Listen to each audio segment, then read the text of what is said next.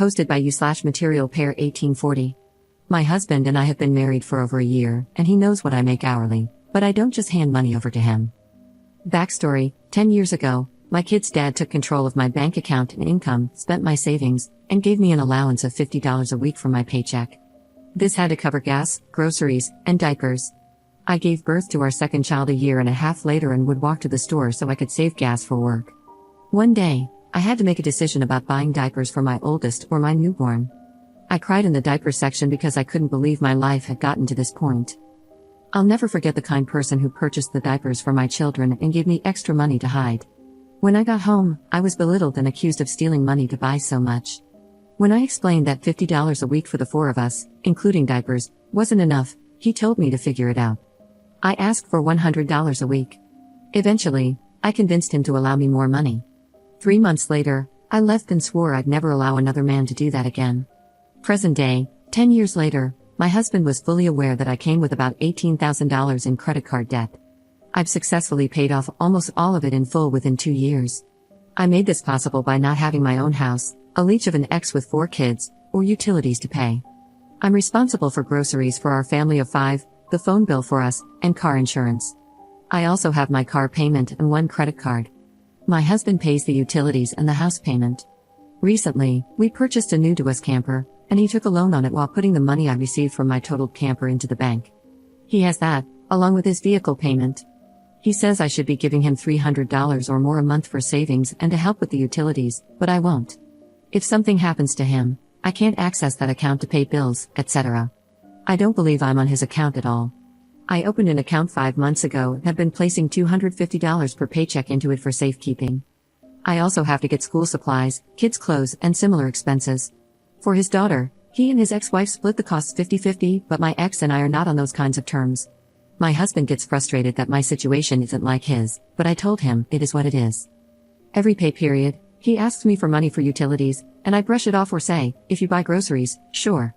He says I don't know how to save money and that he should have what's left of my paycheck each week for vacations, going out to dinner, etc. I won't do it. The mere thought of having an allowance again terrifies me. Do I overspend some weeks? Yes, but I no longer use a credit card to buy items. I don't rob Peter to pay Paul like I did in 2020. I budget carefully, right down to using coupons for groceries and calculating my grocery bill before I even enter the store. He says I need to trust him and let him manage all of our money together because his savings account is supposed to be my savings account too. I just can't bring myself to do this unless I have full access to the account as well. I don't see that being an option. Recently, he sold a vehicle and put $16,000 into savings, giving me $1,000 to spend however I wanted. I put $200 in the bank, bought each of my kids an early Christmas gift, at a friend's house so they wouldn't see them, paying $200 per item since they were on sale. I also ordered new glasses, $275, and contacts, $150.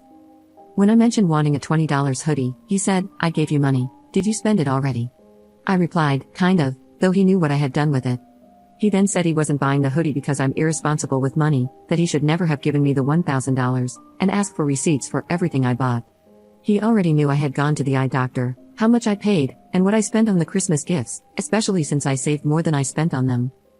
He's been very pushy about holding all the money, to the point that his friends are beginning to make comments about it. They tell me I need to pay when we go out for drinks, saying I should pull out my debit card and cover the tab. I probably have $10,000 in the bank. I leave the tip, and I don't drink when we go out, aside from water. Occasionally, I'll have a small drink, but I won't risk a DUI. I tip because the bartenders are usually very attentive, always making sure my water is full and that I never go without. So, I take care of them. Am I wrong for not letting my husband have control of all the money? Edit. I want to be clear that the debt I acquired and had when we moved in together was from a past relationship, taking a huge pay cut, and COVID. During COVID, it screwed my income. I hardly worked and was continually looking for work while homeschooling both my kids. I robbed Peter to pay Paul, and my ex-boyfriend, who lived with me, didn't want to help with anything and was a huge financial burden. I had to get that reeled in. Our incomes are similar currently. In January, I was put up for a promotion, and once my training is complete, my monthly income will be 1.5 times more than his current monthly income.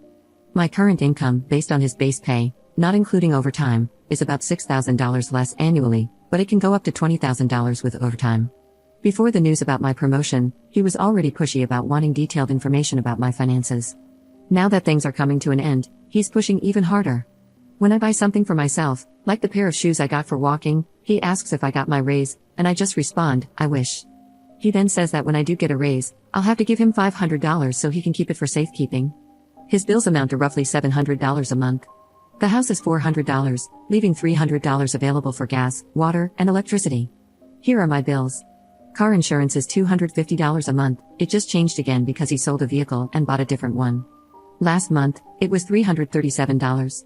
The phone bill is a little over $264.03, which includes internet. Groceries range weekly from $200 to $400, depending on produce, meat purchases, etc., which is a big reason why I haven't been helping with household bills. I also pay for all streaming services, which can be ridiculous too. Also, he made a comment about how not allowing him access to my money means I'm hiding what I have so I can plan to leave in the future. Update 4 months later. I took some of your suggestions previously. I asked him to go to marriage counseling, but he declined, saying he didn't have any issues in our marriage except for me. I suggested a joint bank account for bills and bills alone while keeping separate accounts for our savings.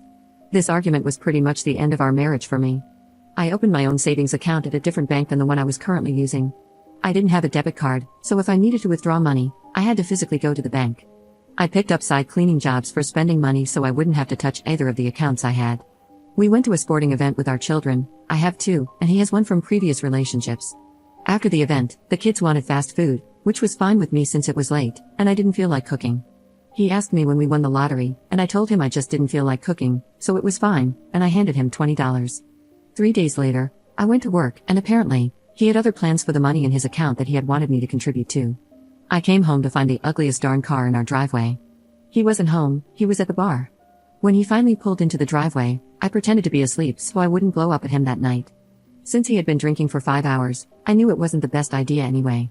He was mad at me when I woke up in the morning because I didn't say goodnight to him and was already asleep by the time he got home. He said I didn't need to worry because he was going to take out a loan on the car to put the money back into his savings account, the same thing he did with the camper when I gave him money for it. Had I actually given him money to put into the savings account, it wasn't our money, it was his money. Financial decisions were his and his alone, apparently. When I got to work, I started looking for an apartment. Within 3 hours, I was signing paperwork and getting a cashier's check for the security deposit. I told him the day before I was moving out that I was leaving, and he asked me how I could do this without talking to him first. I replied, well, you bought a car without talking to me first, so I got an apartment without your permission. I filed for divorce on my birthday. Since then, I've been called a gold digger, accused of having an affair, and blamed for the financial problems he is currently facing. The camper, which I practically paid for, was something he decided to take a loan on to put money into his savings account. Now, he says he doesn't want the camper anymore and insists I have to cover the cost of the loan to take it off his hands. I don't see why I should have to pay for that. Since I gave him cash, there's no paper trail to prove what the money was for, and he never deposited it into the bank. If I want the camper, I really don't have a choice but to pay off the loan. He asked me for cash for the camper, and I literally laughed out loud. I told him, I already did that once, and I'm not doing it again or paying anything more. He called me, asking for the truth, wanting to know if I had really cheated on him and if that's why I left, because I wasn't watering his garden.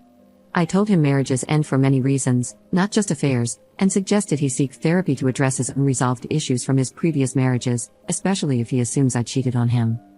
I'm getting a divorce, and once it's finalized, I'll be looking to purchase my own home and will have absolutely no contact with him. My children and I are already thriving in our little apartment, and I'm managing my money very well.